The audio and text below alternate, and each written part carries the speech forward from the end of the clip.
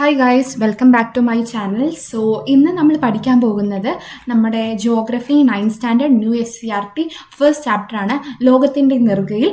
ഇതൊരു 2-3 പാർട്സ് ആയിട്ടായിരിക്കും നമ്മൾ തീർക്കുക. പക്ഷേ എല്ലാം നിങ്ങൾക്ക് മനസ്സിലാവുന്ന രീതിയിലും ഓർമ്മിക്കാൻ പറ്റുന്ന രീതിയിലൊക്കെ ആയിരിക്കും. അപ്പോൾ നമുക്ക് നേരെ ക്ലാസ്സിലോട്ട് കിടക്കാം. So it's me Radhendu. നിങ്ങൾക്ക് വീഡിയോ ഒക്കെ ഇഷ്ടപ്പെടുവാണെങ്കിൽ ലൈക്ക് ചെയ്യണം, മാക്സിമം ഷെയർ ചെയ്യണം. ഭയങ്കര സിമ്പിളായിട്ടായിരിക്കും നമ്മൾ കാര്യങ്ങൾ അവതരിപ്പിക്കുക. സോ ആദ്യം തന്നെ ലോകത്തിൻ്റെ നെറുകയിൽ. അപ്പം നമുക്കറിയാം നമ്മുടെ ഇവിടെ കുറേ ഭൂപ്രകൃതി വിഭാഗങ്ങളുണ്ട്. അപ്പം അതാണ് ഇവർ ആദ്യം പറയുന്നത്. വടക്ക് ഭാഗത്ത് വൻകോട്ട പോലെ രാജ്യത്തിൻ്റെ അതിരായി നിലകൊള്ളുന്നതാണ് ഉത്തരപർവ്വത മേഖല. പിന്നെ തൊട്ട് താഴെയായിട്ട് നമുക്കറിയാം ഉത്തര മഹാസമതലമുണ്ട്. അതിന് താഴെയായിട്ട് നമുക്ക് ഉപദ്വീപീയ പീഠഭൂമിയുണ്ട്. പടിഞ്ഞാറ് ഭാഗത്താണെങ്കിൽ നമുക്ക് മരുപ്രദേശങ്ങളുണ്ട്. പിന്നെ തീരദേശങ്ങളും ദ്വീപ സമൂഹങ്ങളും നമുക്ക് കാണാനായിട്ട് സാധിക്കും. ഇന്ത്യയിൽ പൊതുവായിട്ട് ഒരു മൺസൂൺ കാലാവസ്ഥയാണ് കാണപ്പെടുന്നത്.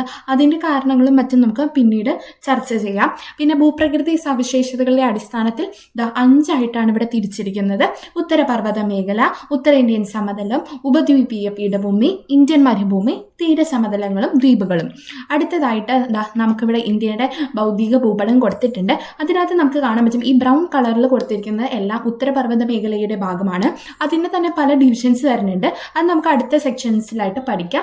അതിൻ്റെ താഴെയായിട്ട് ഉത്തരേന്ത്യൻ സമതലം, തൊട്ട് താഴെ ഉപദ്വീപീയ പീഠഭൂമി നമുക്ക് കാണാം. ഇവിടെയായിട്ട് നമുക്ക് മരുഭൂമി കാണാം. പിന്നെ ഇവിടെ നമ്മുടെ പടിഞ്ഞാറൻ തീരസമതലം ഉണ്ട്. ഇവിടെ നമ്മുടെ കിഴക്കൻ തീരസമതലം ഉണ്ട്. നമ്മുടെ ദ്വീപ സമൂഹങ്ങളുണ്ട്. അപ്പോൾ ഇതൊക്കെയാണ് മെയിൻ കാര്യങ്ങൾ. ഇനി ലോകത്തിൻ്റെ മേൽക്കൂര എന്ന് അറിയപ്പെടുന്നത് എന്താണ്? ലോകത്തിൻ്റെ മേൽക്കൂരയാണ് പാമീർ പീഠഭൂമി. അതും നമുക്കിവിടെ കാണാം. പിന്നെ അടുത്തതായിട്ട് അവർ ഒരു ക്വസ്റ്റ്യൻ ഇവിടെ ചോദിച്ചിട്ടുണ്ട്. പാമീർ പർവ്വതക്കെട്ടിൽ നിന്നും ഉദ്ഭവിക്കുന്ന മറ്റ് പർവ്വതങ്ങൾ ഏതൊക്കെയാണ്? അപ്പോൾ അതൊരു ക്വസ്റ്റ്യൻ ആയിട്ട് വരാം. കാരണം 3 എണ്ണം ഉണ്ട്. അപ്പോൾ താഴെ തന്നിരിക്കുന്നവയിൽ ഏതാണ് പാമീർ പർവ്വതനിരത്തിൽ നിന്ന് ഉദ്ഭവിക്കാത്തത്? അങ്ങനെയൊക്കെ ഒരു ക്വസ്റ്റ്യൻ വന്നാൽ നമുക്ക് എന്തായാലും എഴുതാൻ പറ്റണം. സോ നമുക്കിവിടെ നോക്കിക്കഴിഞ്ഞാൽ കാണാം ഹിന്ദുക്കുഷും ടിയാൻഷാനും കുൺലൂനുമാണ് പാമീർ പർവ്വതക്കെട്ടിൽ നിന്ന് ഉദ്ഭവിക്കുന്നത്. പിന്നെ തൊട്ട് താഴെയായിട്ട് പറയുന്നത് നമ്മുടെ ഈ ഉത്തരപർവ്വത മേഖലയുടെ കുറച്ച് ഫീച്ചേഴ്സാണ്. നോക്കൂ, പ്രായം കുറഞ്ഞതാണ്, ഉയരമേറിയതാണ്, ശിലാപാളികൾക്ക് വലനം എന്ന് പറഞ്ഞാൽ ഫോൾഡിംഗ് ആണ്, അത് സംഭവിച്ച് രൂപപ്പെട്ടവയാണ്. പിന്നെ അത് എവിടെ മുതലാണ് വ്യാപിച്ചേക്കുന്നത്? പടിഞ്ഞാറ് സിന്ധു മുതൽ കിഴക്ക് ബ്രഹ്മപുത്ര നദി വരെ അത് വ്യാപിച്ചു കിടക്കുന്നു. അതിൻ്റെ നീളം 2400 കിലോമീറ്റർ ആണ്. വീതി 150 മുതൽ 400 കിലോമീറ്റർ വരെയാണ്. ഉയരമേറിയ കൊടുമുടികളും ഹിമാനികളും താഴ്വരകളും ഇതിൽ കാണപ്പെടുന്നു. ഇനി ഭൂപ്രകൃതി സവിശേഷതകളുടെ അടിസ്ഥാനത്തിൽ ഉത്തരപർവ്വത മേഖലയെ 3 തരംതിരിച്ചിട്ടുണ്ട്. അതാണ് ട്രാൻസ് ഹിമാലയം, ഹിമാലയം, കിഴക്കൻ കുന്നുകൾ. നമുക്കിതൊന്നുകൂടി റിവൈസ് ചെയ്യാം. നമ്മുടെ ഫീച്ചേഴ്സ് ഓഫ് ദ ഉത്തരപർവ്വത മേഖല എന്ന് പറയുമ്പോൾ അവർ പ്രായം കുറഞ്ഞതാണ്, ഉയരമേറിയതാണ്, ശിലാപാളികൾക്ക് വലനം സംഭവിച്ചാണ് രൂപപ്പെടുന്നത്, പടിഞ്ഞാറ് സിന്ധു മുതൽ കിഴക്ക് ബ്രഹ്മപുത്ര നദി വരെ വ്യാപിച്ചു കിടക്കുന്നു, 2400 കിലോമീറ്റർ നീളത്തിൽ വ്യാപിച്ചു കിടക്കുന്ന ഇതാണ്. പിന്നെ 150 മുതൽ 400 കിലോമീറ്റർ വരെയാണ് വീതി. അതൊക്കെയാണ് അവിടെ വരുന്നത്. ഇനി എന്താണ് ഈ ഫോൾഡിങ് അഥവാ വലനം എന്താണെന്നാണ് ഇപ്പുറത്തെ സൈഡിൽ ആ ബോക്സിൽ കൊടുത്തിരിക്കുന്നത്. നമുക്ക് നോക്കാം. ഭൂവൽക്കത്തിൻ്റെ ശിലാപാളികൾ സമ്മർദ്ദ ബലത്താൽ മടക്ക പർവ്വതങ്ങൾ രൂപപ്പെടാറുണ്ട്. അതായത് നമ്മൾക്കറിയാം നമ്മുടെ ഭൂമിയിൽ കുറേ ശിലാഫലകങ്ങളുണ്ട്, അഥവാ ടെക്ടോണിക് പ്ലേറ്റ്സും. അതിൻ്റെയൊക്കെ മൂവ്മെൻറ്റ് കാരണമാണ് ഇങ്ങനത്തെ പല പ്രതിഭാസങ്ങളും സംഭവിക്കുന്നത്. അത് നമ്മൾ താഴത്തോട്ട് വരുന്നവരും നമ്മളത് പഠിക്കുന്നുണ്ട്.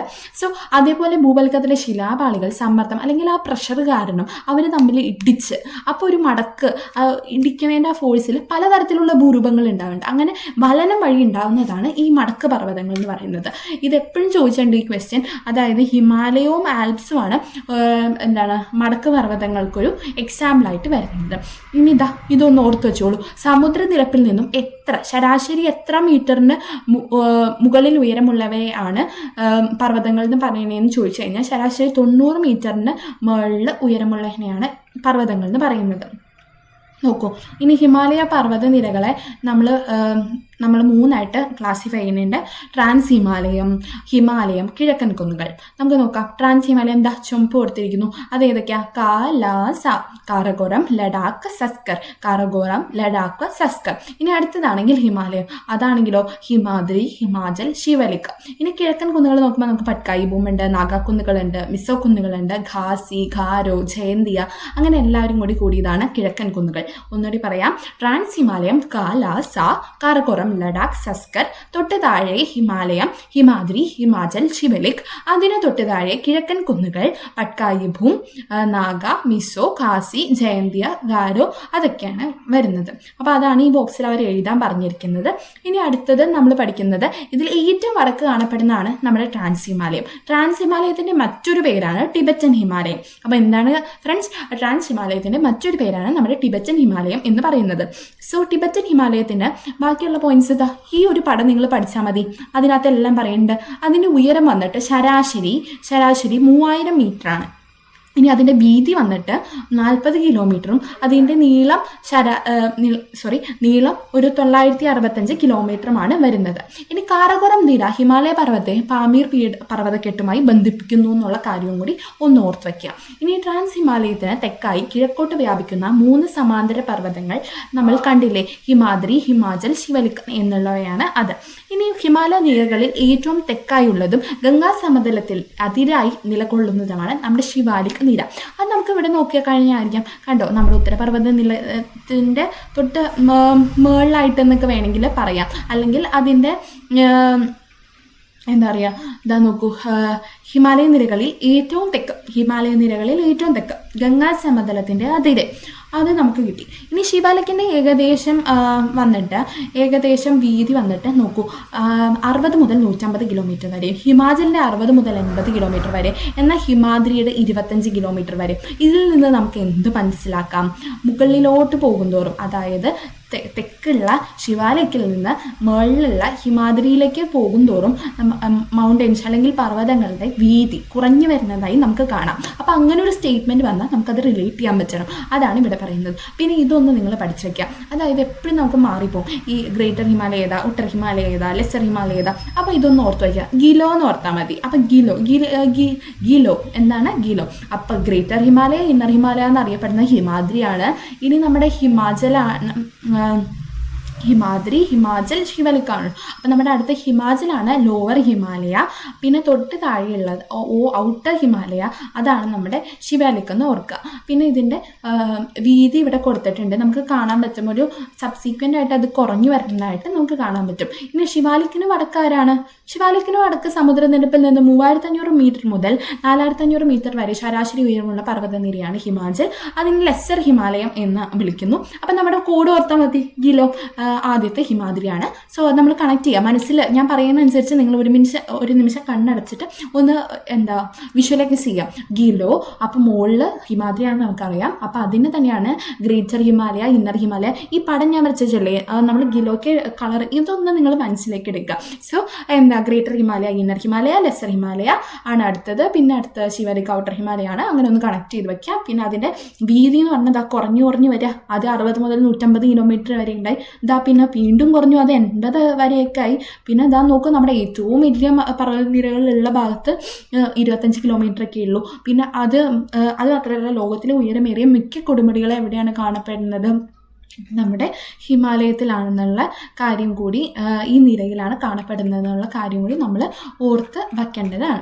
ഇനി അടുത്തതാണ് നമ്മുടെ ഹിമാലയത്തിൻ്റെ പിറവി. എങ്ങനെയാണ് നമ്മുടെ ഇവിടെ ഹിമാലയം ഉണ്ടായതെന്നാണ് നമ്മൾ അടുത്തത് പറഞ്ഞുകൊണ്ടിരിക്കുന്നത്. പക്ഷെ അതിന് മുന്നേ നമുക്ക് അറിയാം, ഈ ഹിമാലയത്തിന് നമ്മുടെ ഇപ്പോൾ അമ്മയച്ഛനൊക്കെ പണ്ട് പഠിച്ചിരുന്ന സമയത്ത് ഹിമാലയത്തിൻ്റെ ഉയരം വേറെ ആയിരുന്നാണ്. ഇപ്പോൾ ഒരു പോയിന്റ് ഇതൊക്കെ കൂടിയിട്ടുണ്ട്. അതെന്തുകൊണ്ടാണ്? നമ്മുടെ ഹിമാലയം ഇപ്പോഴും വളർന്നുകൊണ്ടിരിക്കുക. അതെങ്ങനെയാണെന്നുള്ള കാര്യമാണ് നമ്മൾ അടുത്ത് പഠിക്കാൻ പോകുന്നത്. അതിന് മുന്നേ നമുക്ക് ഈ ശിലാമണ്ഡലം എന്താണെന്ന് ഒന്ന് പഠിച്ചേക്കാം. ഭൂവൽക്കവും മാൻഡിലിൻ്റെ മുകൾ ഭാഗവും ചേർന്നാണ് ശിലാമണ്ഡലം. അഥവാ ക്രസ്റ്റും അപ്പർ മാൻഡിലും കൂടി ചേർന്നതാണ് നമ്മുടെ ശിലാമണ്ഡലം. അതൊരു സോളിഡാണ്. അത് ലിത്തോസ്ഫിയർ എന്ന് നമ്മൾ പറയും. ഇതൊക്കെ നമ്മൾ വേറെ പഠിച്ചിട്ടുണ്ട്. അപ്പോൾ ഈ ശിലാമണ്ഡലങ്ങൾ പല പല പീസസ് ആയിട്ടും ഒക്കെയാണ് ഇത് കാണപ്പെടുന്നത്. ശിലാമണ്ഡലങ്ങൾ എന്ന് പറയുമ്പോൾ അത് ഒള്ളി വൻകര ഭാഗം അല്ലെങ്കിൽ ഒള്ളി ഒരു സമുദ്രഭാഗം അങ്ങനെയല്ല. ഒന്നില്ലെങ്കിൽ വൻകര ഭാഗം ഉൾക്കൊള്ളുന്നതാവാം, അല്ലെങ്കിൽ കടൽത്തറ ഭാഗം ഉൾക്കൊള്ളുന്നതാവാം, അല്ലെങ്കിൽ വൻകരയും കടൽത്തറ ഭാഗം കൂടി ഉൾക്കൊള്ളുന്നതാവാം. അങ്ങനെ എങ്ങനെ വേണമെങ്കിലും അതാകാം എന്നുള്ള കാര്യവും കൂടി ഒന്ന് ഓർത്ത് വയ്ക്കുക. ഇനി അടുത്തതാണ് ഭൗമശിലാപാളികളുടെ ചലനം അഥവാ പ്ലേറ്റ് ടെക്ടോണിക്സ് ആണ് ഇതിന് കാരണം. വൻകരയും സമുദ്രഭാഗവും ചേർന്ന ശിലാപാളികളാണ് ടെക്ടോണിക് ഫലകങ്ങൾ. ശിലാമണ്ഡലത്തിന് താഴെ താഴെ ഉയർന്ന താപത്താൽ ശിലകൾ ഉരുകി അർദ്ധദ്രാവകാവസ്ഥയിൽ നിലകൊള്ളുന്ന ഭാഗമാണ് അസ്തനോസ്ഫിയർ. അതും നമുക്കറിയാം അല്ലേ, നമ്മളത് പഠിച്ചിട്ടുണ്ട്. കാരണം ഇവിടെയാണ് നമ്മുടെ ശിലാമണ്ഡലം, അതിന് താഴെയായിട്ട് അർദ്ധദ്രാവകാവസ്ഥയിൽ നമ്മുടെ അസ്തനോസ്ഫിയർ ഉണ്ട്. അപ്പം ഇതിൻ്റെ ഒരു മർദ്ദവും ഇതിൻ്റെ ഒരു ഇത് കാരണമാണ് ഈ ശിലാമണ്ഡലം ഇങ്ങനെ മൂവ് ചെയ്തുകൊണ്ടിരിക്കുന്നത്. അപ്പം ഇങ്ങനെ ആ മൂവ്മെൻറ്റിൻ്റെ സമയത്ത് ഈ ഫലകചലനം മൂലം ഫലക അതിരുകളിൽ പർവ്വത രൂപീകരണം പോലുള്ള ഭൗമ പ്രവർത്തനങ്ങൾ സജീവമാണ്. അങ്ങനെ നോക്കുമ്പോൾ 3 തരത്തിലെ സീമ നമുക്കിവിടെ കാണാൻ പറ്റും. സംയോജക സീമ, വിയോജക സീമ, ഛേദക സീമ. അതിൻ്റെ ഇംഗ്ലീഷ് പേരും കൂടി നമ്മൾ നോക്കി വെക്കണം. കൺവെർജൻ margin, divergent margin and transform margin. അപ്പോൾ കൺവെർജൻ മാർജിനിൽ എന്താണ് സംഭവിക്കുന്നത്? ഫലകങ്ങൾ തമ്മിൽ സംയോജിക്കുക, എന്ന് പറഞ്ഞാൽ നമ്മൾ കൂട്ടുക, അവർ വന്ന് ഇങ്ങനെ ഇടിക്കുകയാണ്. അപ്പോൾ ആ സമയത്ത് അവിടെ വലനം സംഭവിക്കുന്നു, അങ്ങനെ മടക്ക് പർവ്വതങ്ങളൊക്കെ ഉണ്ടാകുന്നു.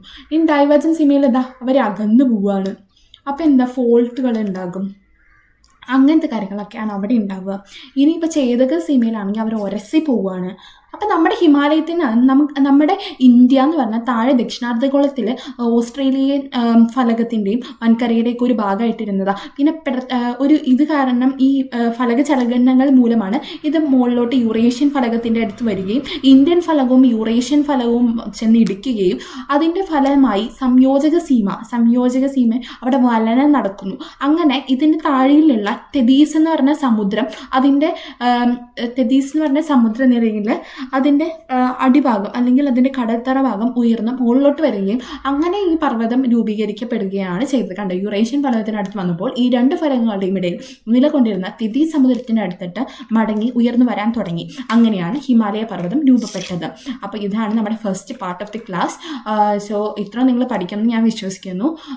മനസ്സിലായെങ്കിൽ കമൻറ്റ് ചെയ്യണം, സപ്പോർട്ട് ചെയ്യണം. സോ ഇനിയും തുടരെ ക്ലാസ്സസ് ഉണ്ടാകും. അടുത്ത ദിവസം നമുക്ക് ഈ ബാക്കിയുള്ള പോർഷൻസും കൂടി കംപ്ലീറ്റ് ചെയ്യാം. എല്ലാം ഒറ്റ സ്ട്രെച്ചിൽ പറയുമ്പോഴേക്കും നിങ്ങൾക്കും കാണാൻ ഒരു മടുപ്പുണ്ടാവും. ഇത് ജസ്റ്റ് ഒന്ന് റിവൈസ് ചെയ്തിട്ട് വരിക. Okay, so bye for now. Thank you. അടുത്ത വീഡിയോയിൽ കാണാം. ഇഷ്ടപ്പെടുകയാണെങ്കിൽ ലൈക്ക് ചെയ്യാൻ മറക്കണ്ട. Okay guys, by.